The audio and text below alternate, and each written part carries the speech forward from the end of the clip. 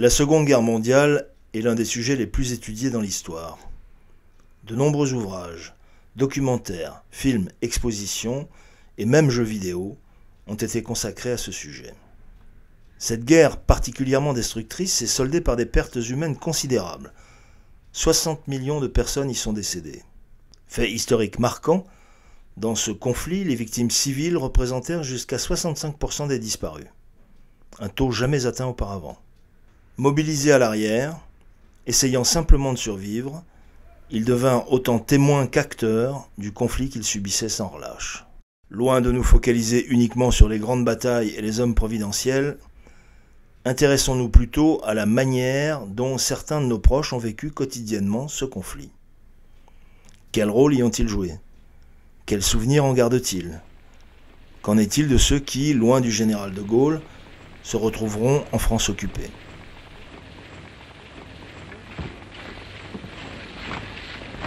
Ces soldats de 1939, comme ils sont en tout point semblables déjà par la forte démarche, la ferme résolution du visage à ceux de 1914-18, le poilu d'aujourd'hui est bien exactement le même que le poilu qui, il y a 20 ans, nous donna déjà la victoire.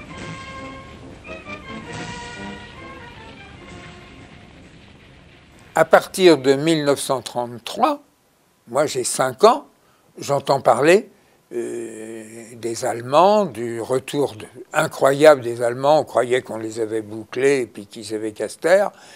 Or, ils ont agi très vite. Et je ne vois pas comment, alors qu'on n'avait pas du tout la télévision, mais je ne vois pas un enfant de 7 ans qui n'aurait pas compris que c'était l'autre guerre qui recommençait avec les mêmes combattants, les Allemands. On disait beaucoup dans la famille qu'il allait y avoir la guerre, mais on n'était pas certain de ce qui allait se passer. On ne pouvait pas supposer que la guerre, ça serait ça. Alors le jour où la guerre était déclarée, tout le monde était triste. Bien que la propagande dise ça va durer quelques semaines. Ce n'est pas grave. Nos soldats, nos paysans seront revenus pour faire les moissons. On chantait à la radio, nous irons étendre notre tâche avec Siegfried. Vous êtes au courant de ça? Ben, faites-moi confiance, c'est un petit peu vrai. Parce que les deux armées, ils ont resté au moins pendant plus de 8 mois, comme ça. C'est tout juste, ils ne jouaient pas aux cartes tous les deux, vous voyez. Il fallait entendre Daladier, il fallait entendre Paul Reynaud. Nous vaincrons parce que nous sommes les plus forts. Je ne sais pas si vous avez pu avoir des affiches de ça. Dans toutes les rues, il y avait des affiches. Mon père a été mobilisé, mais entre septembre 39 et mai 40, ça fait 7-8 mois où il ne s'est rien passé du tout. Il a eu 2 permissions. Et à ce moment-là, on se disait, mais 2 permissions, c'est chouette de le revoir 2 fois, mais pourquoi il a eu 2 permissions? Parce qu'il ne se passait rien. L'inquiétude a commencé quand il y a eu l'invasion de la Belgique. Alors là, ça a été la croix et la bannière. Là, je pense que là, il y a eu une période entre mai 40 et juin 40 où il y a eu l'armistice, c'est-à-dire environ 1 mois où ça a été la galère totale. Les Allemands, ils avaient une réputation qu'ils avaient fait des atrocités terribles en 1914, 14-18. Tout le monde avait peur d'eux. C'est pour ça qu'il y a eu l'exode. Beaucoup de gens, ils sont partis à l'exode, soit vers Bordeaux, tout ça, et ils seraient restés chez eux, ils ne seraient pas morts. Et ils partent sur les routes, et le résultat, c'est qu'ils sont mitraillés. Ils sont mitraillés par des Allemands, par des Italiens qui avaient participé en plus à ce genre de règlement de compte. Et il y a eu énormément de gens sacrifiés. Et j'ai vu les gens revenir après le mitraillage en disant on est revenu, mais on ne peut pas rester sur la route, c'est pas possible, parce qu'on se fait canarder. On se fait canarder tout le temps et les gens ne peuvent pas rester. Ils ne pouvaient pas rester. Enfin, disons, dans mon escalier, par exemple, il y avait 10-12 familles au moins. Et sur les 12 familles, il y en a eu plus de la moitié qui sont revenus avec des drames, des parents morts, etc. Ça a été vraiment une catastrophe, hein, ça. Un jour, avec mon frère, on passait devant un café, et puis, ma foi, on voit des motos au loin. On dit, tiens, c'est les Anglais, comme on était habitué à les Anglais. Mais vous savez, les Anglais, ils avaient un casque rond, là. Vous voyez, c'est pas du tout comme le casque allemand. Hein. Techniquement, on dit, tiens, c'est les Anglais. Tout d'un coup, ils arrivent sur nous, c'était les Allemands. Oh, je vous dis pas. Hein. À la radio, on nous avait dit que les Allemands, ils n'avaient pas passé la loi encore, ils étaient déjà chez nous, là, vous voyez. Alors, techniquement, voilà. C'est comme ça qu'on a vu les premiers Allemands arriver. C'est-à-dire qu'avec ma mère, on était allés à la Porte des Lilas pour attendre de voir ce que ça donnait. Et en fait, on a vu arriver... les premiers Allemands qui sont rentrés dans Paris étaient sur des vélos, des sidecars. Et on trouvait ça très drôle parce qu'on ne s'attendait pas à voir des troupes en vélo. Et après, on est rentré chez nous. On n'était pas tellement affolés. On était écœurés par la guerre, mais pas trop affolés. Mais après, je me souviens que la suite des troupes est passée par certaines rues. Et entre autres, ils sont passés devant notre pavillon. On habitait dans un pavillon. Et ils sont passés, je me souviens que ma mère avait tiré les volets. Presque tous les gens, d'ailleurs, s'étaient enfermés. Et à travers l'écart des volets, moi, j'étais très frappée parce qu'il y avait des hommes tellement jeunes, on aurait dit des enfants, des adolescents. Et ça ne ressemblait pas à l'idée qu'on se faisait.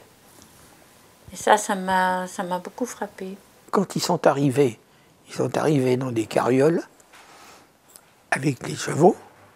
Ils avaient des chevaux. Et moi, j'ai été les voir rentrer, parce que c'était porte de Montreuil, c'est une porte assez importante qui est rentrée. Et ils sont rentrés là, et j'ai été les voir, et j'ai même eu du chocolat. Ils m'ont donné du chocolat. Moi, je trouvais que ma mère faisait des bons comme ça, parce qu'elle ne voulait pas que je mange ce chocolat. Elle croyait qu'il était empoisonné ou je ne sais pas quoi. Mais enfin, c'est vrai, hein, elle ne voulait pas que je mange le chocolat. Et moi, j'avais envie de manger le chocolat parce qu'on commençait les restrictions à cette époque. À ce moment-là, au bout d'un mois d'une pagaille effrayante, Pétain ayant signé à ce moment-là, je pense qu'il y a eu un soulagement parmi beaucoup de personnes. Français, l'Assemblée nationale m'a investi de pouvoirs étendus. Le gouvernement doit faire face à une des situations les plus difficiles que la France ait connues. Pour accomplir la tâche immense qui nous incombe, j'ai besoin de votre confiance. Vos représentants me l'ont donnée en votre nom. Ils ont voulu, comme vous et comme moi-même, que l'impuissance de l'État cesse de paralyser la nation. J'ai constitué aussitôt un nouveau gouvernement. Notre programme est de rendre à la France les forces qu'elle a perdues. Elle ne les retrouvera qu'en suivant les règles simples qui ont de tout temps assuré la vie, la santé, la prospérité des nations. Nous ferons une France organisée où la discipline des subordonnés réponde à l'autorité des chefs dans la justice pour tous.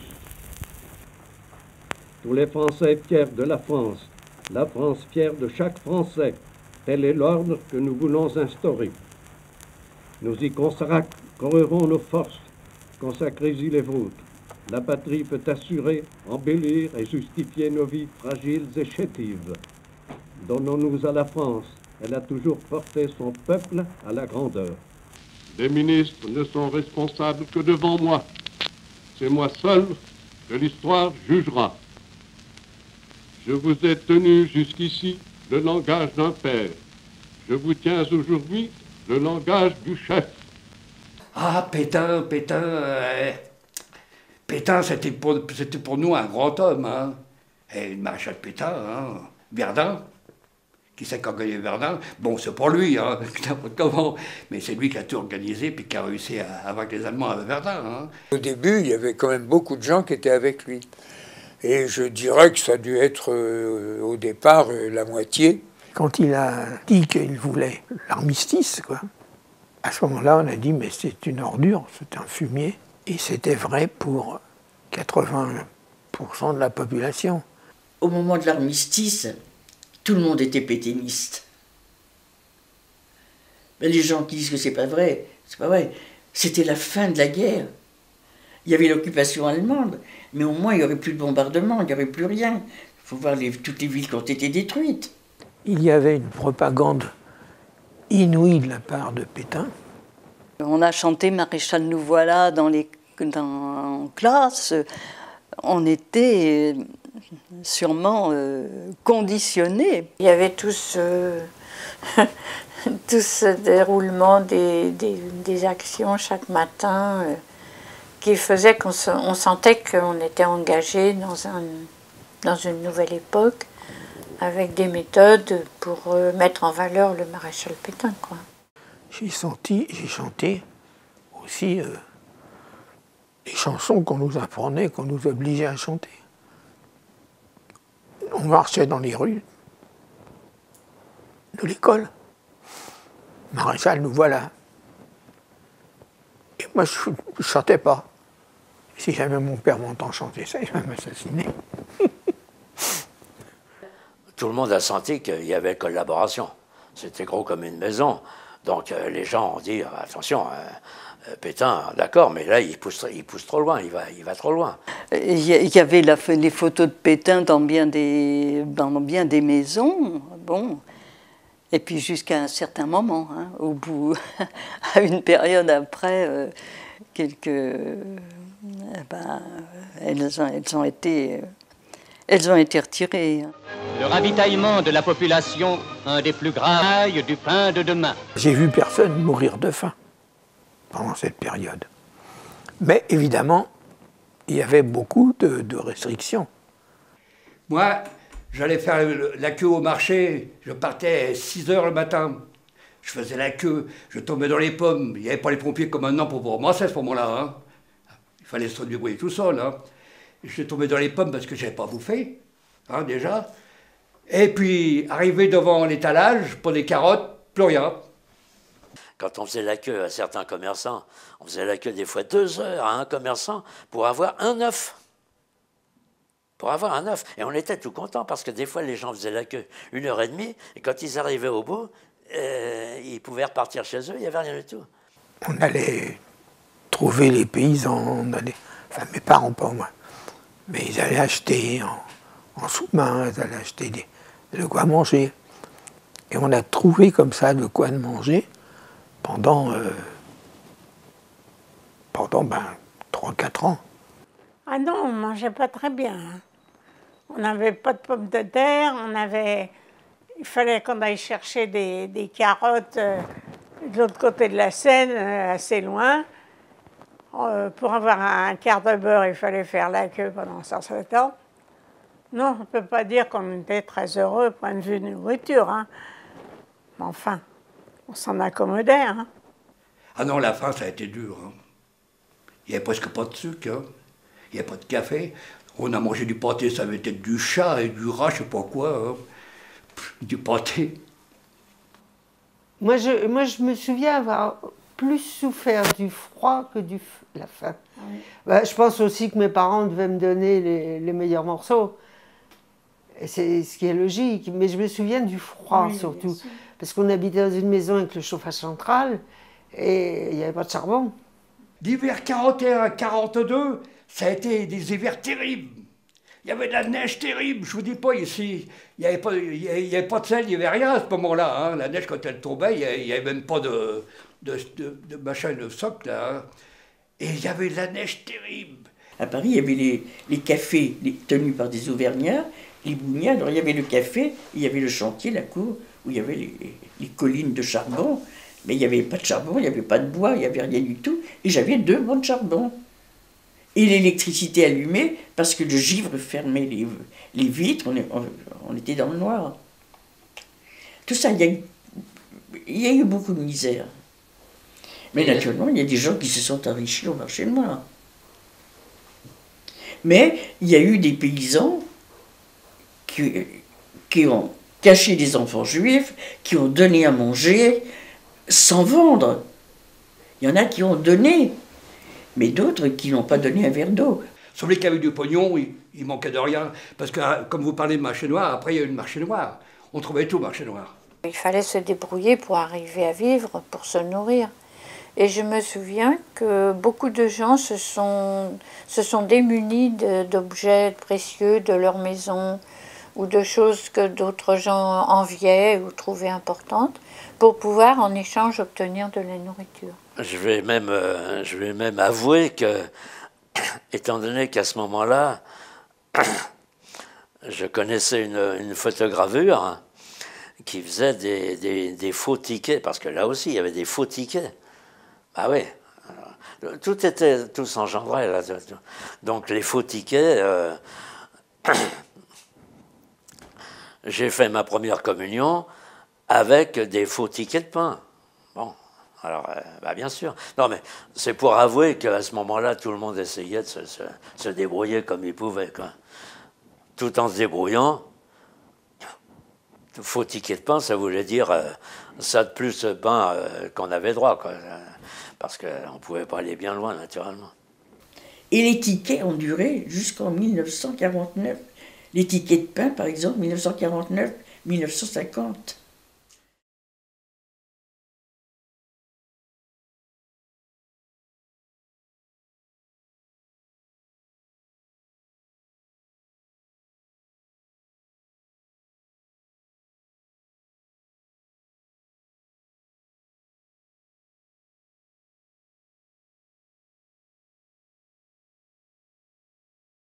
On s'est aperçu du problème juif à partir du jour où ils ont eu l'obligation de porter l'étoile. Ça, on trouvait ça tout de même dur. Hein. Ah oui, je me rappelle, mes parents, ils trouvaient ça dur, mais on était obligés de se taire, on ne pouvait rien dire, on parlait entre nous, c'est tout, chez nous. Hein. Je suis resté abasourdi en voyant mes copains arriver, avec cousu sur leur poitrine, sur leurs vêtements, cousu une étoile jaune. D'abord, j'ai pas compris. Pas su ce que c'était. Eux m'ont expliqué, c'est parce que je suis juif, me disait un copain. Mais t'es juif, mais pourquoi tu mets ton truc? Ma mère, elle a dit qu'il fallait que je le mette, sinon ça allait me faire arrêter, enfin je sais pas quoi. Bon, comme un enfant, il était contraint de suivre cette obligation de mettre une étoile. Et ça me faisait peur. J'avais jamais entendu parler de juifs, je crois, jusqu'en 1945. Et on évitait, bien sûr, dans ma famille, de parler de ce problème. Et je ne savais absolument pas ce qu'il pouvait arriver aux juifs. Ma grand-mère paternelle, qui était restée à Paris, qui n'avait pas voulu quitter Paris, a été donc déportée, ainsi qu'une sœur de ma mère, une de mes tantes, a été déportée. Parce qu'ils ont dit « Oh, mais vous faites des idées, c'est pas si dangereux que ça, puis Paris est une grande ville. » J'ai encore en souvenir certaines arrestations. Mais les arrestations, tout le monde regardait un petit peu comme quelque chose, comme quand il y a un incendie dans la rue, tout ça, on voit les pompiers, alors les gens regardent et tout ça. Mais à ce moment-là, personne n'osait rien dire. Et puis ça se faisait très rapidement. Ce qui était encore plus choquant, c'est que la plupart du temps, c'était les Français qui arrêtaient les... Hein, c'était les Français, c'était pas les Allemands. Les Allemands, on les voyait pas dans des coups comme ça. J'avais donc, en 1942, j'avais 10 ans, pile. Et là, quand il y avait le ramassage de ces pauvres gens qu'on mettait dans des autobus avec les flics, les nôtres, les flics d'aujourd'hui, ceux qui font la circulation. Il y avait cette bande de fumier de flics qui étaient là et qui emmenaient les gens. Ils descendaient de chez eux, dans leur maison, ils les mettaient dans des autobus, et puis ils fermaient tout de suite derrière l'autobus. Ils fermaient, mettaient une chaîne, vous savez. Dans le temps, il y avait des autobus qui étaient comme ça. Et les pauvres gens étaient déjà là-dedans. On ne savait pas même où ils allaient. Mais autrement, les camps de la mort, moi j'étais comme tout le monde, on a vu ça après. Hein. Personne ne pouvait témoigner parce que dans les familles, les gens eux-mêmes ne savaient pas du tout où étaient les leurs. Donc ils ne pouvaient pas nous donner d'indices. Contrairement à ce que certains Français qui avaient un peu honte d'avoir pas si mal vécu que ça pendant la guerre, ont prétexté ignorer ce qui s'était passé, les camps de concentration et autres. Non, en 1944, les Français, les Parisiens notamment, savaient. Hein, ils savaient. On avait un doute à l'époque de ce qu'ils allaient en faire. On se demandait, mais qu'est-ce qu'ils vont en faire? Ils vont les emmener où? Où est-ce qu'ils les emmenaient? Alors la propagande, genre Pétain, avait bien calmé le jeu en disant que de toute façon, on leur ferait aucun mal. Bien sûr, on ne disait rien. Et moi, j'ai eu conscience de ça quand je les ai vus revenir en pyjama rayé. Ils sont revenus à ce moment-là. C'est vous dire que ça, c'était déjà des années et des années après qu'on les a vus revenir et qu'on a appris ce qui s'était passé. C'était à l'hôtel Lutetia que se passait, qu'il y avait des informations. Donc je sais que mes parents allaient voir régulièrement pour avoir des nouvelles de la sœur de ma mère, de la sœur de ma tante, de la mère de mon père, puis de leurs amis. Et donc pour voir s'ils revenaient. Bon, ils ne m'emmenaient pas parce que revenir ces gens qui s'étaient échappés des camps de concentration dans des états physiques déplorables, donc ils ne m'emmenaient pas, mais j'en entendais parler. Quoi. Mais on ne parlait pas à l'époque de ce qui s'était passé dans les camps. Parce que ceux qui revenaient des camps ne voulaient pas en parler. C'était très douloureux pour eux, n'en parlaient pas. Donc on avait parmi nos amis des gens qui revenaient des camps, mais on évitait d'en parler parce qu'eux-mêmes refusaient d'en parler. Donc ce n'est bien plus tard qu'on a pu en parler. Mon seul souvenir que j'ai des gens qui revenaient des camps, c'était le tatouage qu'ils avaient marqué sur le bras. C'est tout, mais autrement, ils refusaient absolument d'évoquer ce qui s'était passé. Mes amis, je viens d'apprendre que la banlieue parisienne a été cet après-midi l'objet d'une nouvelle agression anglo-saxonne. Ce sont encore des morts, des blessés, des foyers détruits. Ils s'ajoutent à la longue et douloureuse liste de victimes de nos villes du Nord, de Bretagne, de Normandie et de Tunisie. La guerre que je hais prend le caractère le plus odieux lorsqu'elle est dirigée contre des populations civiles impuissantes à se défendre. Le rythme, brusquement accéléré, des dernières attaques aériennes nous avertit de l'implacable intention de ceux qui, sous prétexte de libérer la France, accumulent chez nous les ruines et les deuils. Oui, alors après, bon, on était habitués à prendre des coups sur la tête, hein. Ça va de soi. Hein. Des civils, il n'y a pas eu que ça. Hein. Toute la France a été bombardée comme ça. Hein. Il y avait dans tous les immeubles des caves, la plupart des immeubles des caves, il y avait des affiches marquées abri. Et quand, à la fin de la guerre, les Alliés ont commencé à bombarder, ou arriver au-dessus, les sirènes fonctionnaient et on avait ordre, si on était dehors, de rentrer dans n'importe quel abri et d'attendre que le deuxième coup de sirène nous permette de sortir. Ça, je me souviens, c'est un de mes souvenirs de cette époque à Bron, c'est avoir le droit de sortir pour regarder ce beau feu d'artifice. Je ne me rendais pas compte du danger, mais c'était très impressionnant. Il y a quand même eu quelques erreurs dans les bombardements avec des bombes qui s'égaraient un peu là où c'était pas prévu. Les Anglais, eux, c'était bien, ils descendaient vraiment bas pour bombarder. En général, ils ne loupaient pas leur objectif. Mais les Américains, eux, ils larguaient ça au petit bonheur de la chance, vous voyez, comme ils ont fait au Vietnam. Hein. On savait que c'était quand même pour essayer de nous aider à nous libérer des Allemands. Donc, c'était pas trop mal vécu. Il y avait la peur, évidemment. Quand vous prenez des bombes sur la tranche, qu'est-ce que vous dites? Hein? Quand vous avez plein de morts dans votre famille et tout. Est-ce que vous pouvez aimer les gens qui vous ont fait ça? On subissait. On subissait les bombardements anglais. Mais je crois que c'était une question de survie.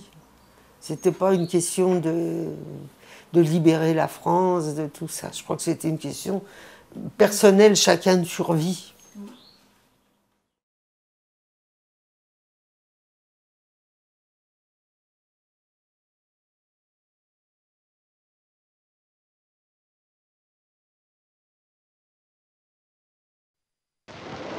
Paris. Un train de réfugiés qui n'avaient pu encore regagner la capitale entre en gare de Lyon. Aidés par les soldats allemands de service en gare, ils débarquent sur les quais.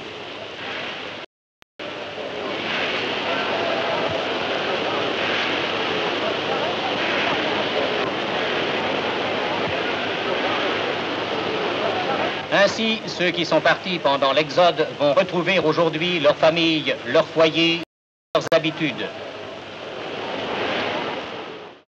On les voyait, mais il faut reconnaître aussi qu'ils étaient très corrects. Hein. Ils ont été très corrects, donc je ne dis pas que les gens étaient contents de voir ces gens-là, mais on les voyait défiler dans les rues, ou on les voyait pas loin de chez moi, dans des espèces de cantonnements où ils faisaient les ravitaillements et tout ça. Mais non, ils étaient très corrects. On n'était peut-être pas très rassurés. Mais enfin, on s'en accommodait. Hein. On les voyait défiler partout dans Paris. Les Allemands, nous, pour ainsi dire, on ne pouvait pas les voir, comment. Hein. C'était l'occupant. Hein. Et puis, faites-moi confiance, il fallait marcher droit. Hein. Ils sont devenus vraiment des militaires ignobles quand il y a eu des attentats. Des choses comme ça. Alors là, il y a commencé à avoir les faire-part, là, les 15 otages, bidule, puis après, c'était tous les jours. Hein. C'est là qu'on a vu qu'il y avait des gars tout de même qui résistaient. Il ne pouvait pas y avoir des sentiments généreux, normaux vis-à-vis d'eux, parce qu'ils étaient quand même les ennemis. C'est eux qui occupaient le pays, qui récupéraient toute la nourriture disponible, qui envoyaient les hommes soit travailler, soit prisonniers. Donc on ne pouvait pas avoir vis-à-vis d'eux des sentiments généreux. Il y en avait tout de même des gentils là-dedans. Parce que moi, dans mon école, là, quand j'étais môme, elle était divisée en deux, à Asnières. Un côté, c'était les gosses, et de l'autre côté, c'était les Allemands. Ils avaient réquisitionné toutes les écoles pour mettre les troupes. Il y avait du populaire dans la région, là, faites-moi confiance. Et les Allemands qui nous voyaient tous en train de les voir bouffer, là, ils nous jetaient des pains par-dessus du barbelé. Les fameux pains corés, là, allemands, là, vous savez. Ah ben, vous n'avez pas connu ça, vous. C'était dur comme du bois, je vous dis pas. Mais on sautait là-dessus comme des affamés. Vous voyez, il y en avait qui avaient des gosses dans son monde, hein, des pères de famille. Et ça les embêtait de voir nous, qu'on était là. Ah, c'est dur la fin, hein. Au début, il y avait une haine contre l'occupant. Et puis, c'était tellement installé qu'on s'est dit, ça ne peut plus bouger. C'est comme ça. C'est comme ça. Et puis après, bon, il a commencé à avoir la résistance. Obligatoirement, on en parlait un petit peu. Il y a des gens qui ont été complètement ignorants. Mais après, ça donnait de l'espoir. On a beaucoup entendu parler de De Gaulle grâce à la BBC, grâce aux conversations qui étaient entretenues par les gens qui écoutaient la radio. Donc on savait que De Gaulle préparait dans son fort intérieur, et il se sentait le devoir de préparer un autre gouvernement dès que ce serait possible, quoi. Bah, mes parents écoutaient la radio, mais La radio anglaise, nous, on ne l'écoutait pas pratiquement parce qu'on avait peur. Il y avait beaucoup de gens qui dénonçaient, ça se produisait, et puis parce que les Allemands eux-mêmes opéraient une surveillance terrible. Ils débarquaient chez vous tout d'un coup, et le premier truc qu'ils faisaient, c'était aller voir le poste. Et nous, on le remettait tout de suite, nous, on l'effaçait. Hein. Un jour, ils sont venus une fois, hein. On n'a pas été souvent, mais les endroits, ils allaient souvent. Hein. Alors là, ils embarquaient tout le monde. Il y en a plein qui se sont retrouvés dans les camps, hein, pour une connerie pareille. Français, contre des officiers de l'armée d'occupation, des coups de feu ont été tirés. 50 Français ont, ce matin, payé de leur vie ces crimes sans nom. Par l'armistice, nous avons déposé les armes. Nous n'avons pas le droit de les reprendre pour frapper les Allemands dans le dos. Dressez-vous contre ces complots. Aidez la justice. Un coupable retrouvé et 100 Français sont épargnés. Je vous jette ce cri d'une voix brisée. Ne laissez plus faire de mal à la France. Au départ, il y a, on peut dire, très peu de résistants. C'est pas encore faisable, c'est pas le moment. Il y a eu tout le gouvernement à Vichy, et les gens ont commencé à réfléchir. Et on se dit, mais qu'est-ce qu'on peut faire? Mais c'était très difficile parce que avec les pelles et les fourches, on ne pouvait pas lutter contre les Allemands. La résistance, on l'a su très, pas tout de suite. Pour la résistance française, il a fallu qu'ils construisent des usines pour nous envoyer des armes, pour nous envoyer de la nourriture, pour nous envoyer des médicaments et des pansements. Et donc, moi, à ce moment-là, j'étais mariée, je me suis mariée en 1942, et je me trouvais en forêt d'Orléans, où il y avait une clairière, il y avait 3 maisons, avec un petit peu de terrain. Mais dans une clairière, c'était pas immense, il y avait quelques hectares. Et ma fille est née là, en forêt d'Orléans. Et là, il y a eu un noyau de résistance, et chez nous, il y avait les parachutages. Alors, on demandait des chaussures, on demandait à manger, on demandait des armes aussi. Et donc, les avions passaient, on avait juste soit des poteaux forts, soit des lampes, des petites lampes, pour guider. Il n'y avait pas beaucoup de place dans cette carrière. Donc, descendaient des containers avec les parachutes. Et en dernier, ils nous ont envoyé des jeeps. Et les jeeps étaient avec 10 parachutes blancs. Alors il y avait des parachutes bleus pour les armes, les conteneurs qui contenaient des armes. Il y avait des parachutes marrons. Et puis il y avait des conteneurs où il y avait les boîtes de survie. Et alors pour l'alimentation, il y avait des boîtes de haricots. Et toutes les semaines, il y avait des oranges pour les soldats anglais qui avaient été parachutés. Et malheureusement, de ces soldats anglais, il n'y en a pas eu un qui a réchappé, parce qu'un jour, ils avaient été invités dans une ferme, ils étaient 18. Donc ils étaient dans 2 jeeps, et Chambon-la-Forêt, où il y a cette clairière, la forêt fait comme une plateforme, et le reste de la route baisse comme ça. Ils ont été dénoncés. Quand ils ont descendu la côte avec les 2 jeeps, les Allemands les attendaient en bas. Il n'y a pas eu un rescapé. Et aux actualités françaises, alors là c'était le lavage de cerveau, on vous montrait tous les trains déroyés que la résistance avait fait, vous voyez, c'est comme ça qu'on a su la résistance. Mais on ne savait pas vraiment tout, parce que les Allemands montraient tout ce qui les avantageait, comme tous les pays font, autrement. On était près de Noyant en Touraine, c'est-à-dire que c'est là où passe la ligne Paris-Bordeaux. Donc il fallait... C'est une ligne qui était très très empruntée par les occupants. Et il y avait des attentats sur cette ligne. Donc il fallait... Les Allemands ont exigé que ce pont de Bénaud, c'était le pont de Bénaud en particulier qui voulait fallait pas qu'il saute, donc il fallait qu'il soit gardé. Et mon souvenir, j'ai une crainte de voir mon père partir pour garder le pont de Bénaud le soir à la nuit. Et ça, c'était une obligation des Allemands. Ici, Londres. Veuillez écouter maintenant quelques messages personnels. Pierrot ressemble à son grand-père. Le facteur s'est endormi. L'éléphant s'est cassé une défense. Nous répétons... Chez certains résistants, il y avait des types qui n'étaient pas très honnêtes, pas très recommandables, qui profitaient un peu de la situation parce qu'ils avaient des armes. Ils étaient en face des gens qui n'en avaient pas. Alors ils en ont profité. Ils volaient les gens.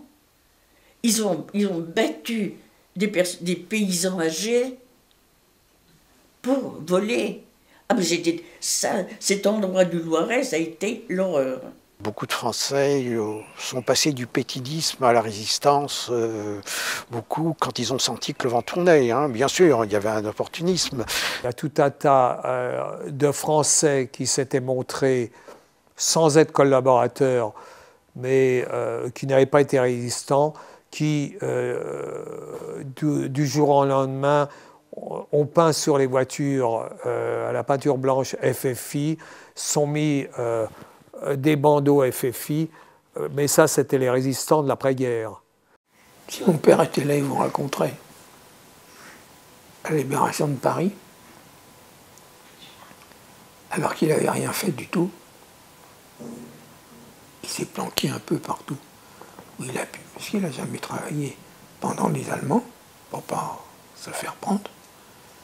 Et il est resté donc caché. Et ce qu'ils ont fait, les gars sont arrivés, le 24, je crois que c'est le 24, la libération. Ils sont tous arrivés avec des fusils sur le dos, des fusils de chasse, des machins comme ça. Et alors ils ont dit à mon père, mais prends un fusil, viens. Alors il dit, mais vous êtes complètement con, c'est pas mettre un fusil, je me suis pas battu. Mais rends-toi compte, c'est la libération, t'auras une médaille, ils s'en foutent, je m'en fous de votre médaille. Moi, je n'ai pas allé risquer ma peau pour vous, dans Paris. Ils s'en foutaient complètement. Et il y en a eu beaucoup, qui ont fait l'inverse. Ils ont eu des médailles, et puis certains ont réussi à se trouver avec des pensions, des machins comme ça. Les francs-gardes qui ont participé au nettoyage du plateau des Glières arrivent à Vichy où ils sont salués par leur chef, M. Boudelan.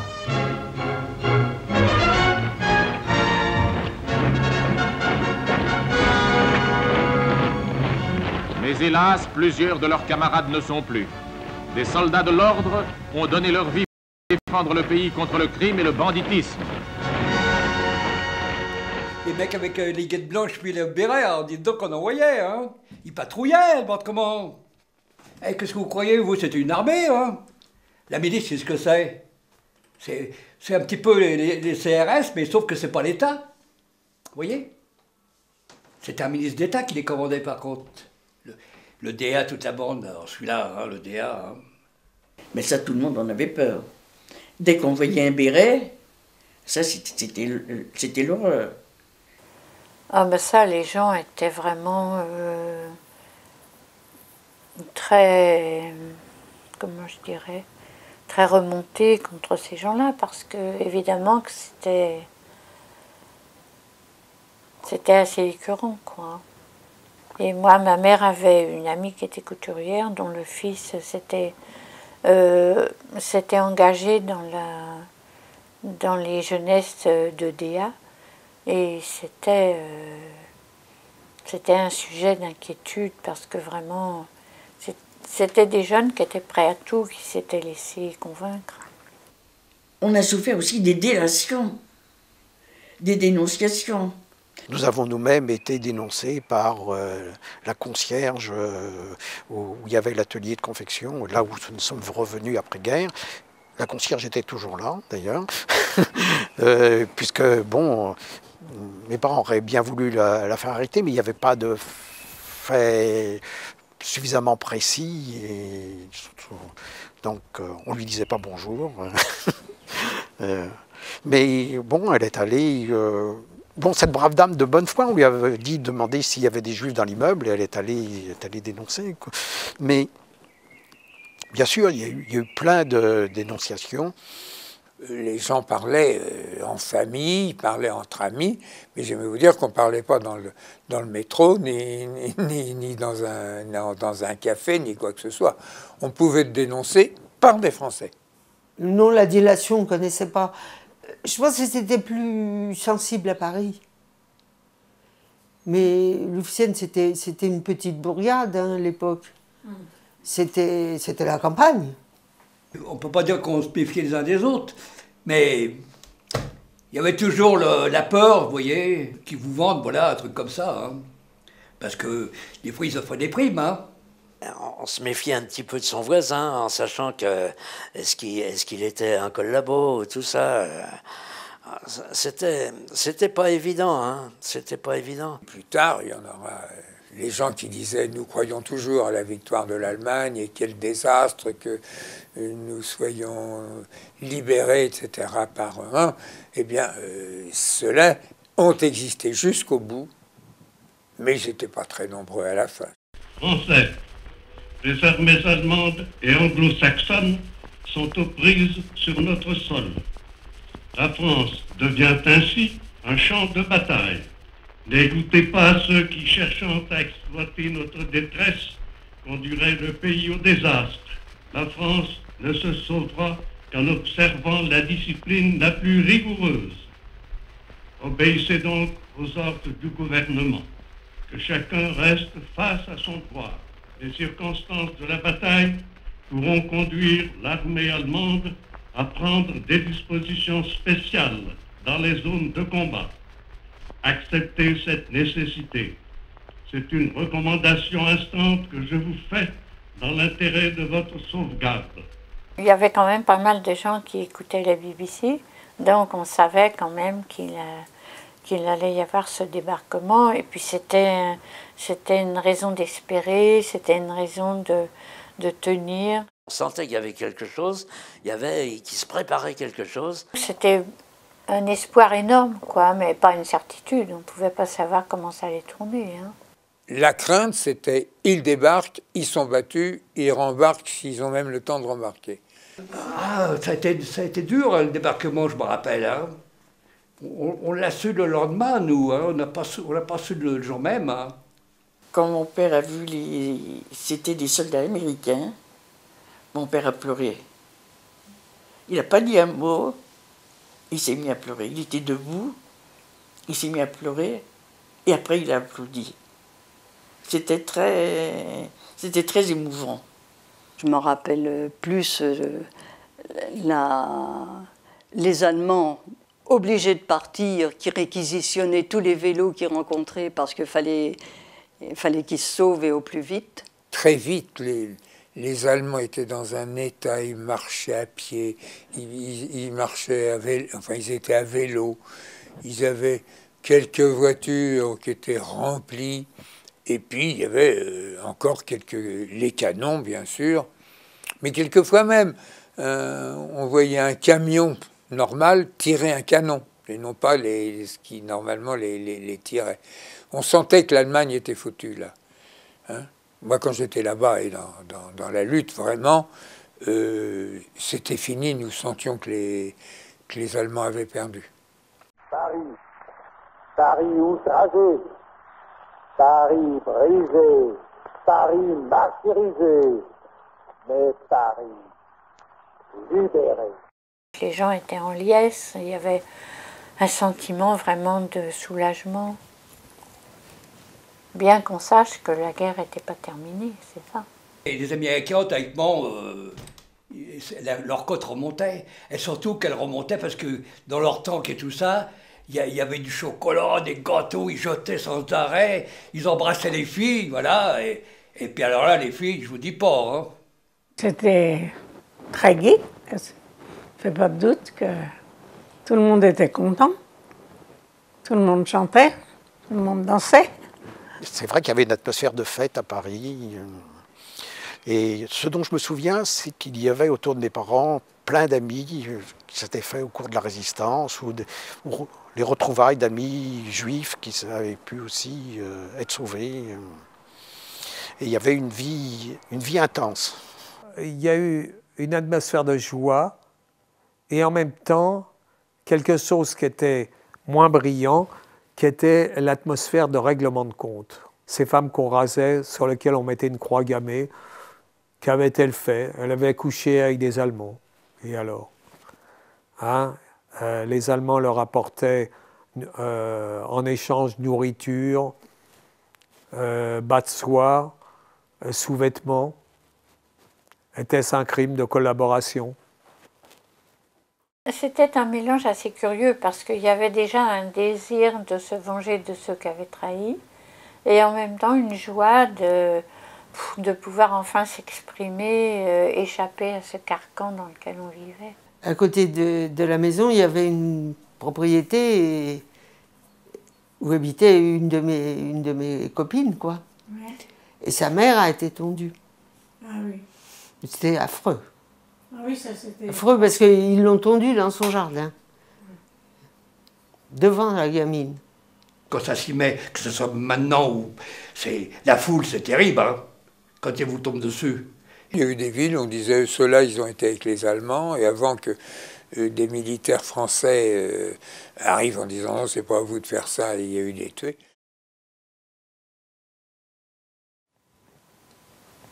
Mais les visions d'avenir, c'était très difficile parce que même quand la guerre a été finie, il y avait encore les cartes d'alimentation, il y avait encore un manque de nourriture, il fallait tout remettre à zéro et puis redémarrer. Il y a eu une longue période de battement.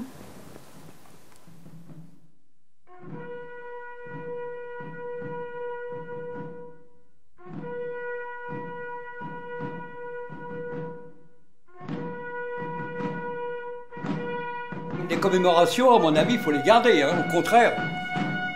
Très important, ça. Hein. Moi, je suis pas pour. J'ai pas le culte des morts, comme on dit. On a des morts, bon, ben, on y pense, mais c'est pas parce que c'est un jour déterminé. Pour moi, c'est utile parce que c'est des périodes qu'il ne faut pas oublier. C'est peut-être pas les commémorations en elles-mêmes qui sont importantes, mais il faut que les générations prennent conscience de ce qu'est la guerre. C'est-à-dire les pauvres gosses qui sont morts en déportation, c'était pas mal de se rappeler de ça, quoi. Et je sais pas, je vois pas trop ce que ça apporte. Je pense qu'il faudrait mieux travailler à l'union des gens que rappeler tout le temps les guerres. Alors on fête la victoire militaire. Et bien sûr, on ne parle pas trop de tout ce qui a pu se passer pendant la guerre. À mon avis, ça ne veut rien dire. Rien dire. Ça ne répare rien. Ça ne répare rien. Ça ne répare pas. Ça ne peut pas réparer. Quand l'autre va mettre une gerbe, qu'est-ce qu'il enseigne à ceux qui ont souffert, qui ont eu faim, qui se sont battus? Qu'est-ce qu'il en sait? Il n'en sait rien. On ne vit pas bien si on cherche à oublier. Il faut que les jeunes générations, vous-même, vous sachiez ce qu'a été la guerre, pas pour avoir de la haine de l'autre, mais pour être informé. Toutes ces informations sont importantes pour nos descendants et pour la vérité, parce que la vérité, on dit que la vérité n'est pas toujours bonne à dire. Je ne pense pas que ce soit vrai. Les vérités, on peut les contredire, on peut en discuter, mais il faut absolument juger telle et telle période objectivement. Well, now the Germans are dive bombing a convoy out into sea. There are 1, 2, 3, 4, 5, 6, 7 German dive bombers, Junkers 87s. There's one going down on his target now. Bomb. No, missed the ships. He hasn't hit a single ship. There are about 10 ships in the convoy, but he hasn't hit a single one. And there you can hear our anti-aircraft going at them now. There are 1, 2, 3, 4, 5, 6, there are about 10 German machines dive bombing a British convoy, which is just out to sea in the Channel. I can't see anything. No, we thought he got a German one had been got then, but now the British fighters are coming up. Yes, here they come an absolute steep dive, and you can see their bombs actually leave the machines and come into the water. You can hear our own guns going like anything now. I'm looking round now, I can hear machine gun fire, but I can't see our Spitfires. There must be somewhere there. Oh, here's one coming down now. There's one coming down in flames. Somebody's hit a German, and he's coming down. There's a long streak. He's coming down completely out of control, a long streak of smoke. The man's bailed out by parachute. The pilot's bailed out by parachute. He's a Junkers 87, and he's going...